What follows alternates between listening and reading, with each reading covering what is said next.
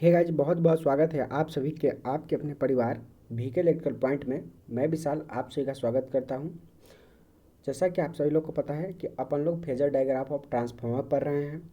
तो मैंने इससे पहले का जो वीडियो था यानी कि पार्ट 1, उसमें मैंने आप लोगों को बेसिक बताया और उसमें 2 फेजर डायग्राम बताए थे। वो कौन कौन से थे? Phasor diagram of ideal transformer at no load. वो कौन सा कंडीशन था? इनफाइनाइट परमिएबिलिटी के लिए। फिर अपन लोग ये वाला जो देखे थे, phasor diagram of ideal transformer at load, ये भी इनफाइनाइट परमेबिलिटी के लिए देखे थे। तो इसमें अपन लोग को क्या गलती हो गया था, मैंने आपको ये जो कंपनसेशन करंट है I1, मैंने इसे आप लोगों को नहीं बताया था। तो इसलिए मैंने सोचा कि मैं जो इस फेजर डायग्राम से शुरू करता हूँ और आज सोच रहा हूँ कि फेजर डायग्राम जो है ना, इसका पार्ट एंड कर दूँ। तो देखते हैं, अगर वीडियो लंबा जाएगा तो फिर थर्ड पार्ट आएगा, वरना इसी में मैं चाहूँगा कवर कर देना और हर एक बातें बताऊँगा। किसी भी चीज़ें में दिक्कत नहीं होंगी आप लोगों को। तो आप लोग बिल्कुल धैर्य बनाकर वीडियो को देखें, और वीडियो अगर थोड़ा लंबा चला जाए तो प्लीज़ आप लोग इसे थोड़ा कोऑपरेट करें, क्योंकि अपन लोग को कुछ पाने के लिए थोड़ा समय तो लगता ही है। एनीवे, अपन लोग स्टार्ट करते हैं। तो देखिए, अपन लोग कल क्या मिस्टेक किए थे कि मैंने ये कंपनसेशन करंट जो है I1, मैंने यहाँ पे फेजर डायग्राम में नहीं बता पाया था। एक्चुअली क्या था कि माइंड इधर उधर डिस्टर्ब हो गया था, इसलिए। एनीवे, आज मैं इसे कवर करता हूँ। ये कौन सा केस है? इनफाइनाइट परमेबिलिटी है, और क्या है? लोडेड कंडीशन है। अब देखिए यहाँ पे क्या है कि इनफाइनाइट परमेबिलिटी का केस है। तो इनफाइनाइट परमेबिलिटी का मतलब क्या हुआ कि कोर में फ्लक्स को सेटअप करने के लिए किसी प्रकार का मैग्नेटाइजिंग करंट का ज़रूरत है क्या? नहीं। मैंने आपको कल बताया था कि इनफाइनाइट परमेबिलिटी मतलब कोर में फ्लक्स को सेटअप करने के लिए किसी भी प्रकार का मैग्नेटाइजिंग करंट की कोई ज़रूरत नहीं होती है। तो देखिए यहाँ पे इनफाइनाइट परमेबिलिटी है, तो इसमें जो फाइएम है यानी कि म्यूचुअल फ्लक्स, वो यहाँ पे सेटअप हो गया। ओके, फिर ये फाइएम जो है, जो मैंने यहाँ पे ब्लैक पेन से दर्शाया है, वो है फाइएम, और मैंने उसे यहाँ पे ब्लैक पेन से दर्शा दिया है फाइएम यानी कि म्यूचुअल फ्लक्स। फिर अपन लोग आते हैं, जब यहाँ पे लोड लगा हुआ है, तो लोड लगा हुआ है तो एक करंट ड्रॉ करेगा। वो करंट कौन सा है? वो I2 है। तो इस I2 के कारण एक फ्लक्स बनेगा, ओके, जिसकी डायरेक्शन कैसी होगी? Opposite to the magnetising flux, यानी कि फाइएम के अपोजिशन में है। देखिए ये इधर आ रहा है, फाइएम ब्लैक वाला इधर आ रहा है, और फाइएम टू जो है रेड से बनाया है, ये इधर जा रहा है। तो ये अपोजिशन है ना। तो अब यहाँ देखिए, तो हम लोग क्या चाहते हैं ना कि हमारा ईएमएफ जो हो वह बैलेंस रहे। क्या रहे? वो बैलेंस रहे। तो इसलिए अपन लोग एक एक्स्ट्रा करंट ड्रॉ करवाते हैं जिसका नाम I1 है, और उसे अपन लोग कंपनसेशन करंट कह दिए। ओके, समझ में आया? तो ये कंपनसेशन करंट जो है, ये एक फ्लक्स बनाएगा, जो फ्लक्स वो फाइएम 2 को अपोज करेगा, कंपनसेट करेगा। समझ में आया? एक बार और मैं रिपीट कर देता हूँ। यहाँ पर जो है इनफाइनाइट परमेबिलिटी है। इनफाइनाइट परमेबिलिटी मतलब कोर में फ्लक्स को सेटअप होने के लिए किसी प्रकार का मैग्नेटाइजिंग करंट की ज़रूरत नहीं है। ओके, यहाँ पे 5M यानी कि मैग्नेटाइजिंग फ्लक्स यहाँ पे सेटअप हो गया। ठीक, अब अपन लोग देखते हैं, अब लोड लगा हुआ है तो इसमें एक करंट ड्रॉ किया, वो है I2। अब ये I2 जो है, इसके कारण एक फ्लक्स जनरेट हुआ जिसका नाम दिए अपन लोग 5M2। अब देखिए, मैग्नेटाइजिंग फ्लक्स यानी कि 5M जो ब्लैक वाला है, और 5M2, ओके, ये दोनों का जो है ना, ये अपोजिशन है, ये एक दूसरे को अपोज कर रहा है। तो हम लोग क्या चाहते हैं कि हम लोग चाहते हैं कि एमएमएफ जो है वो बैलेंस रहे।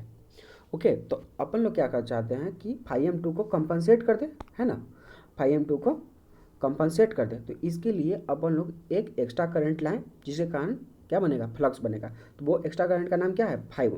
I1। तो इसके कारण क्या आया एक्स्ट्रा फ्लक्स? वो आया 5M1। तो ये 5M1 जो है वो किसको कंपनसेट कर देगा? 5M2 को। आई होप आप लोग इसे समझ गए होंगे। तो यहाँ देखते हैं, क्या है कि I1 जो है वो compensate the load current I2 due to this phi M to compensate by phi M one. So net flux जो होगा, जो नेट फ्लक्स जो होगा, कहाँ गया, हाँ, जो नेट फ्लक्स जो होगा वो फाई एम बच जाएगा मैग्नेटाइजिंग फ्लक्स, क्योंकि यहाँ पे फाई एम टू को कौन कंपनसेट कर दिया, फाई एम वन। अब अपन लोग आते हैं फेजर डायग्राम पे।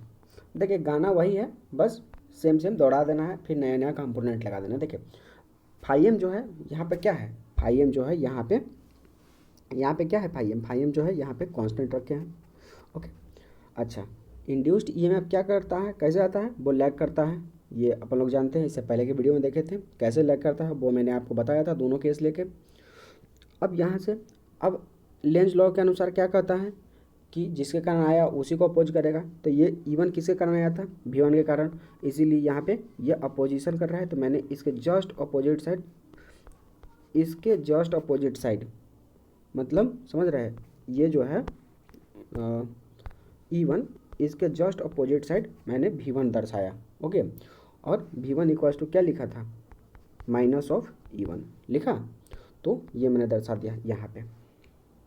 अब देखिए, अब आता है लोड करंट के बारे।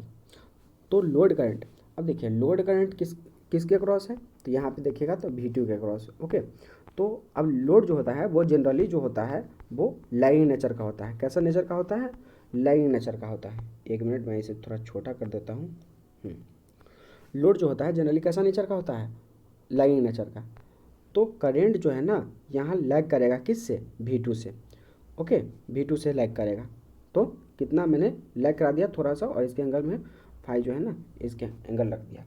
अब यहाँ पे देख रहे हैं, अब यहाँ पे E2 इक्वल्स टू V2 लिखा हुआ है, यानी कि इसका मतलब समझ रहे हैं, मतलब ये है कि यहाँ जो ट्रांसफार्मर जो है ना वो कैसा है, ये आइडियल ट्रांसफार्मर है। तो आइडियल ट्रांसफार्मर में लॉसेस होंगे क्या, नहीं। अब लॉसेस नहीं होंगे तो क्या लॉसेस में कोई ड्रॉप होंगे, नहीं। तो इसीलिए E2 इक्वल्स टू V2 यहाँ पे लिख दिया गया है।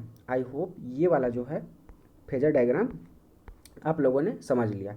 तो phasor diagram of ideal transformer at load infinite permeability के लिए आई होप आप सभी लोग समझ गए होंगे। अब अपन लोग आज का न्यू टॉपिक देखते हैं, यही में अब कंडीशन चेंज कर देते हैं। एक तो फाइनाइट परमेबिलिटी कर देते हैं, और ट्रांसफार्मर जो है नो लोड पे है, और इसमें जो लॉस होता है ना वो लॉस नहीं है। ओके, लॉस जो होता है वो जीरो है। ओके, तो अपन लोग अब आगे बढ़ते हैं। देखिए इसमें अब परमेबिलिटी जो है वो इनफाइनाइट नहीं है। इनफाइनाइट नहीं है इससे क्या मतलब हुआ कि कोर में फ्लक्स को सेटअप करने के लिए अपन लोग को मैग्नेटाइजिंग करंट की आवश्यकता है। तो ये अपन लोग मैग्नेटाइजिंग करंट यहाँ पे IM जो है वो मैग्नेटाइजिंग करंट है। ओके, ये IM जो है ये वाला वो मैग्नेटाइजिंग करंट है। अब मैग्नेटाइजिंग करंट आया, इसके कारण क्या आएगा, फ्लक्स सेटअप हो जाएगा। ओके, फाई एम, तो यहाँ पे फ्लक्स सेटअप हो जाएगा। मैं इसे थोड़ा बनाने की कोशिश करता हूँ। कहाँ गया पेन, हाँ, ये इधर की ओर फ्लक्स जाएगा फाई एम, फिर इधर जाएगा, फिर इधर जाएगा, ऐसे करके फिर इधर। ओके, आई होप आप सभी को दिख रहा होगा। तो IM का काम क्या है, IM का काम है to set up the magnetising flux. Okay, अब देखिए यहाँ पे लॉस जो है ना वो जीरो है, तो लॉस जीरो है तो IM is the no load current but it is the magnetising current, because in case of ideal transformer core loss is assume to be zero. Due to this I0 is nothing but this is a magnetising current. समझे, यानी कि ये IM जो है वो क्या है, ये नो लोड करंट है। अब नो लोड करंट की कंडीशन में इससे आगे मैं बताऊंगा कि क्या होता है नो लोड करंट। ओके, तो यहाँ पे no load current, but IM जो है ना वो नो लोड करंट है but it is the magnetising current, because यहाँ पे ये मैग्नेटाइजिंग करंट है क्योंकि यहाँ पे कोर लॉस जो है ना वो जीरो रखा गया है। ओके, अब अपन लोग समझते हैं थोड़ा एनर्जी कन्वर्जन के बारे में। तो एनर्जी कन्वर्जन के बारे में देखिए, तो एनर्जी कन्वर्जन है, एक मिनट थोड़ा इसे डाउन करता हूँ और इसे लिखता हूँ। ये क्या है, energy conversion.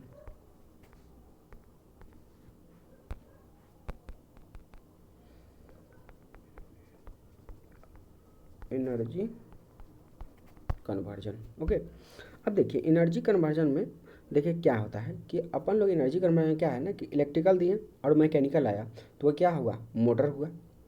Electrical to mechanical क्या होता है, मोटर होता है। मैकेनिकल टू इलेक्ट्रिकल क्या होगा, जनरेटर होगा। इलेक्ट्रिकल टू इलेक्ट्रिकल क्या होगा, ट्रांसफार्मर होगा। मतलब इसमें आप सभी में ना एक पार्ट कॉमन देखेंगे, वो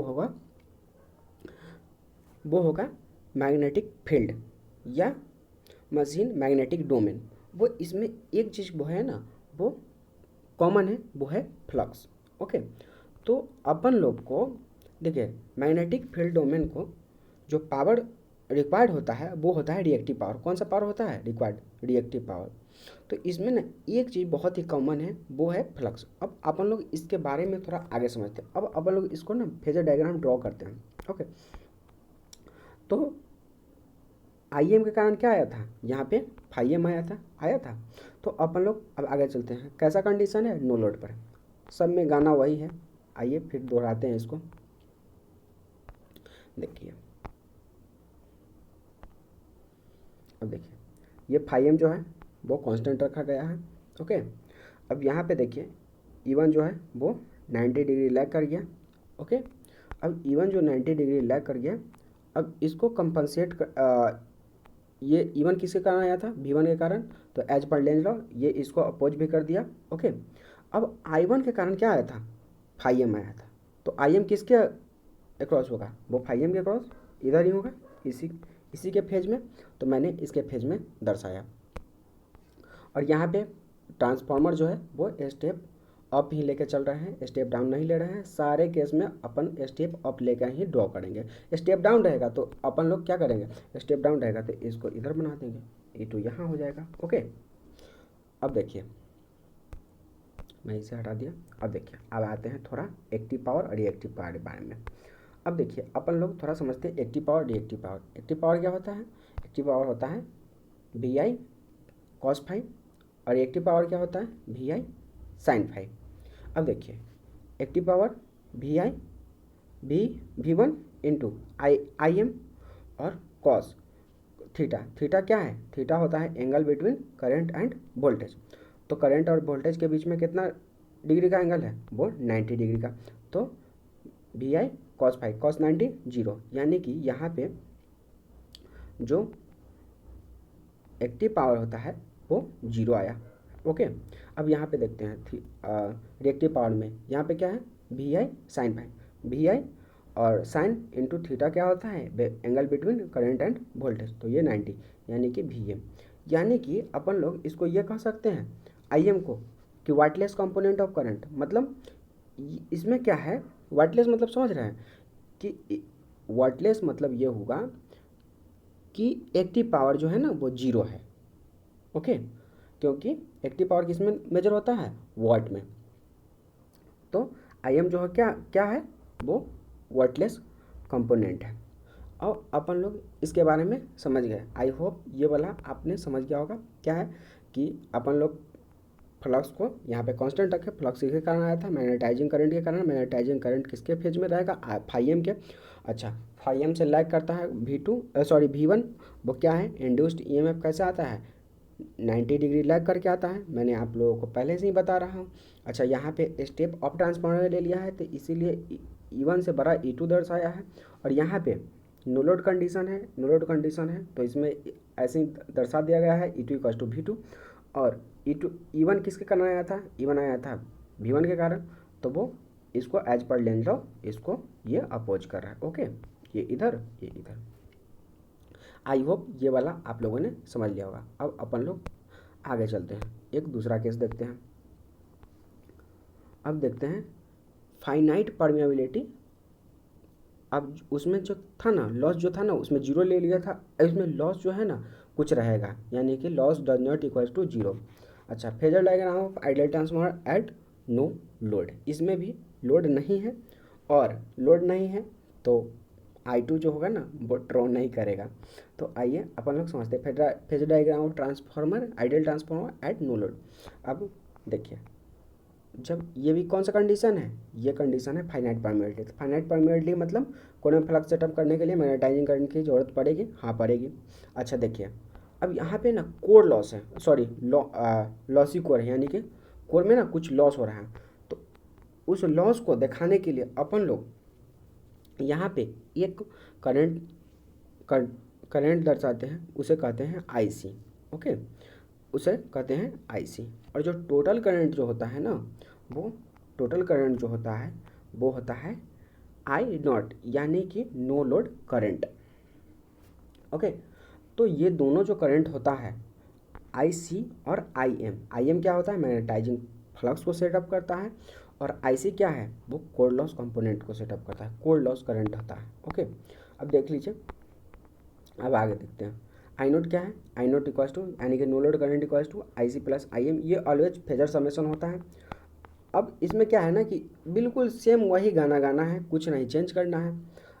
अब क्या है कि इसमें फिर फाइव जो होगा ना वो कॉन्स्ट, फाइव जो अपन लोग क्या किए, अपन लोग यहाँ पे फाइव जो है ना उसको कांस्टेंट लिए। मैं इसे थोड़ा छोटा कर देता हूँ, इसको बताने में अच्छा रहेगा। ठीक, देखिए फाइव जो है ना वो कांस्टेंट लिए। फाइव किसके कारण था, आईएम के कारण, तो आईएम इसी के फेज में रहेगा। ओके, अब 5 से 90 डिग्री लैग करता है इंड्यूस्ड ईएमएफ E1, तो इसे लैग करा दिए। अच्छा, E1 किसके कारण आया था, V1 के कारण, इसको ऊपर कर दिए। ओके, उसी को अपोज कर रहा था इसलिए V1 ऊपर कर दिया।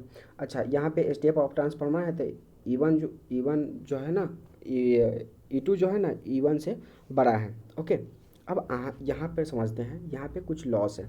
लॉस किस में आएगा, लॉस आएगा किस में, लॉस आएगा किस में आएगा, लॉस आएगा वॉट में, और वॉट किस में आता है, वी आई कॉस फाइव, है ना, वी आई कॉस फाइव, यानी कि एक्टिव पावर में। और रिएक्टिव पावर क्या होता है, वी आई साइन फाइव। अब अपन लोग समझते हैं आगे। देखिए यहाँ पे क्या है, एक मिनट मैं थोड़ा इसे और छोटा कर देता हूँ ताकि आप लोगों को समझने में आसानी होगी।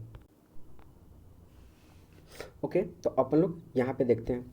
अब यहाँ पे क्या किए कि ये V1 किस E1 और ये V1 का कंसेप्ट समझ गए थे, और IM जो था वो किसके कारण, I1 जो था वो क्यों आया, ताकि हम, क्योंकि हमारा परमेबिलिटी जो है ना वो इन्फिनाइट नहीं है। और अपन लोग जानते हैं कि मैग्नेटाइजिंग फ्लक्स को सेटअप करने के लिए कौन सा पावर रिक्वायर्ड होता है, रिएक्टिव पावर, यानी कि फ्लक्स को सेटअप करने के लिए। अब आते हैं इधर कोर लॉस कंपोनेंट, यानी कि आईसी में। तो आईसी क्या होता है, ठीक है, लॉस, लॉस मतलब क्या हुआ, वाट, वाट मीन्स एक्टिव पावर। तो यहाँ पे मैंने इसको V1 के फेज में I1 दर्शाया। ओके, V1 के फेज में I1 दर्शाया। अब अपन लोग इसका थोड़ा मीनिंग्स पर, अब इसका एक्टिव पावर रिएक्टिव पावर निकालते हैं। तो एक्टिव पावर क्या हो जाएगा, एक्टिव पावर होता है भी, हाँ, वी आई कॉस फाइव। अब एक्टिव पावर देखते हैं, तो V इंटू आई, और कॉस फाइव क्या होता है, angle between current end voltage. तो यहाँ पे क्या है कि लॉस जो होगा, ठीक है, क्या होता है कि कुछ लॉस ऐसे होते हैं ट्रांसफार्मर में जो एक बार फ्लक्स सेटअप हो गया ना तो वो लॉस होता ही रहेगा, आइदर वो लोड रहे या ना रहे।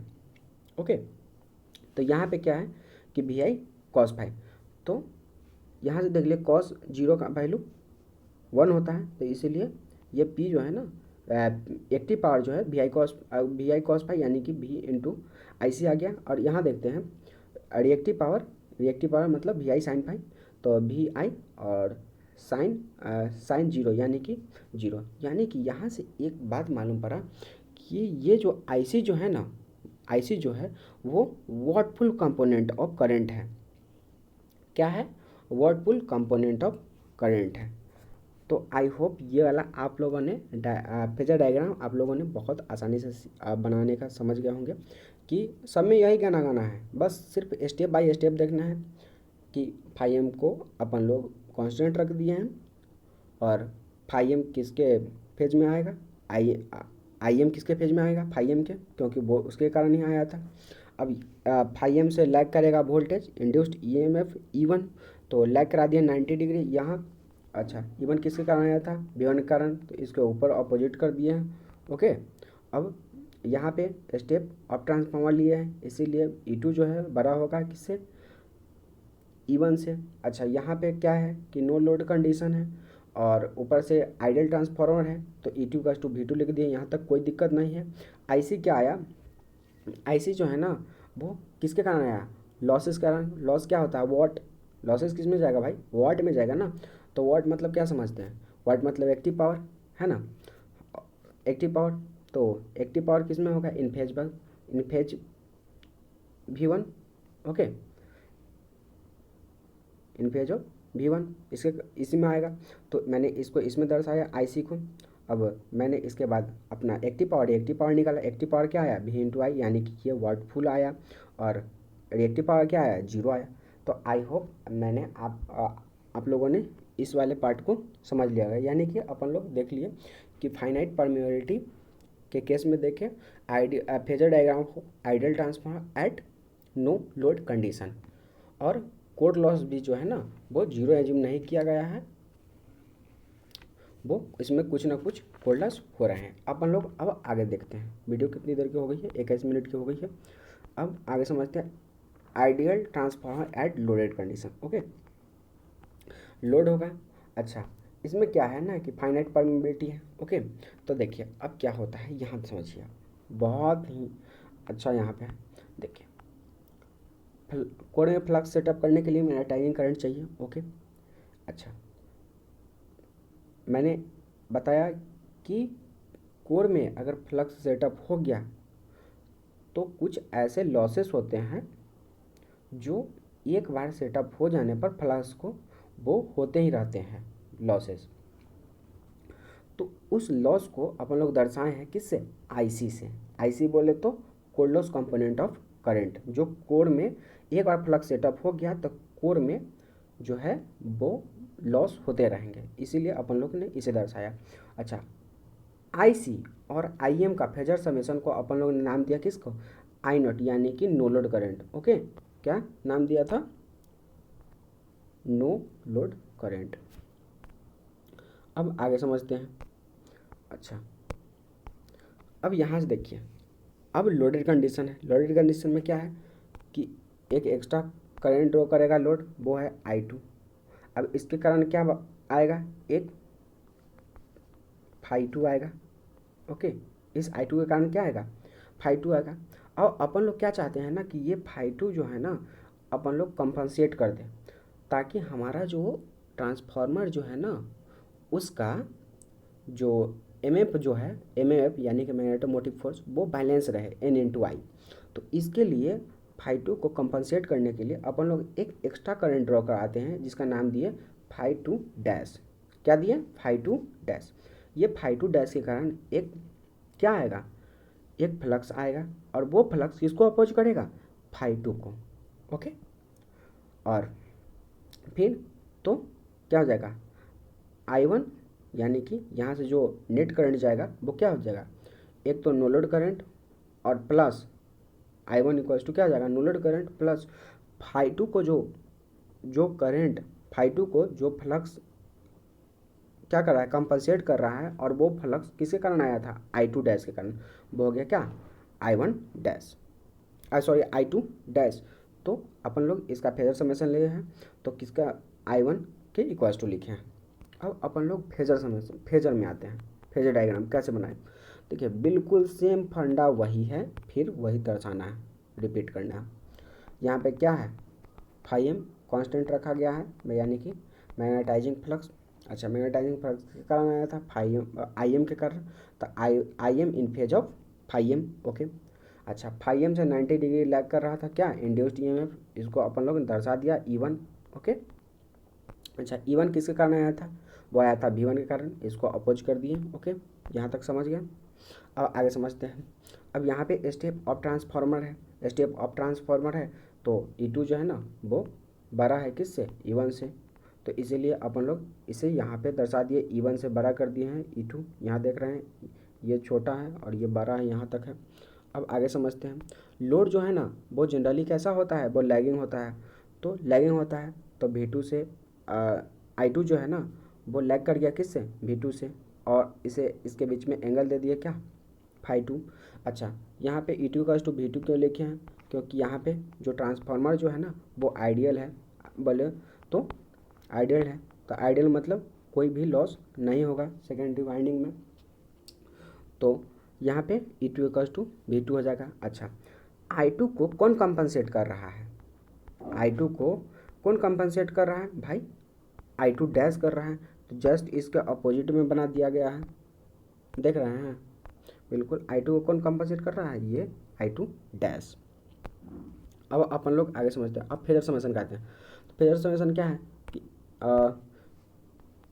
IM और ये वाला IC, यानी कि वाटलेस कंपोनेंट और वाटफुल कंपोनेंट, इसका क्या आया फेजर समेशन? I0। ये इसको क्या कहते हैं? No load current. No load current, इसको क्या कहते हैं? No load current. अब अपन लोग आगे समझते हैं। मैंने आपको बताया कि I1 क्या है, वो फेजर समेशन है किसका? No load current. और जो अपन लोग कंपनसेशन करंट यहाँ पे जो मैंने बोला I2 डैश, तो वो है। तो इसका फेजर समेशन ले लीजिए। तो इसको क्या आप तो जस्ट इसको ऐसे कर देंगे और इसको ऐसे, इसको कर देंगे I1। तो आई होप आप सभी लोगों ने ये वाला फेजर डायग्राम बहुत आसानी से समझ गए होंगे। अब देखिए एक बहुत ही अच्छा डायग्राम आता है। देखिए I0 क्या है? नो लोड पावर फैक्टर है। I0 क्या है? ये वाला, ये no load power factor angle है। तो और φ1 क्या है? Full load power factor angle है जब लोड पर है। ओके, जब लोड पर है तब ना I1 आया, यानी कि पूरा I2 डैश प्लस क्या आया? I0, यानी कि नो लोड करंट। अच्छा देखिए, अब देखिए आप cos φ0 no load power factor angle और cos φ1 यानी कि full load power factor angle. तो यहाँ पे देखिए φ0 जो है ना वो बड़ा है किससे? φ1 से, दिख रहा है? यहाँ देखिए, एक मिनट थोड़ा बैक करता हूँ, हाँ इतना बड़ा आ जाएगा। यहाँ देखिए φ0 जो है वो बड़ा है किससे? φ1 से। अच्छा, तो cos theta, cos is inversely proportional to theta naught. तो यहाँ पे एक चीज़ समझ आ रहा है कि जो फुल लोड जो पावर फैक्टर है, जो फुल लोड पावर फैक्टर है वो बेटर देन होता है किससे? नो लोड पावर फैक्टर से, in case of transformer induction. ये क्वेश्चन बहुत ही इंपॉर्टेंट है कि full load power factor better than no load in case of transformer and induction, आप इसे समझाएं, है ना? तो मैंने आप लोगों को यहाँ पे क्लियर किया कि कौन सी चीज़ कहाँ से आया, क्यों आया, कैसे आया। अब अपन लोग एक प्रैक्टिकल ट्रांसफार्मर देखते हैं और ये अपन लोग का एनीवे आज ये वीडियो यहीं तक ख़त्म करता हूँ। और प्रैक्टिकल ट्रांसफार्मर का फेजर डायग्राम आपको नेक्स्ट वीडियो में बताऊँगा। बहुत छोटी सी ही वीडियो होगी। आई होप आप सभी को ये वीडियो बहुत पसंद आई होगी। अगर वीडियो पसंद आए तो वीडियो को जरूर लाइक करें। अगर आप हमारे चैनल पर न्यू विजिट करें तो चैनल को जरूर सब्सक्राइब कर लें और बेल आइकन दबाना बिल्कुल ना भूलें। तो आप सभी से मिलेंगे दोस्तों फिर किसी नेक्स्ट वीडियो में, तब तक के लिए जय हिंद।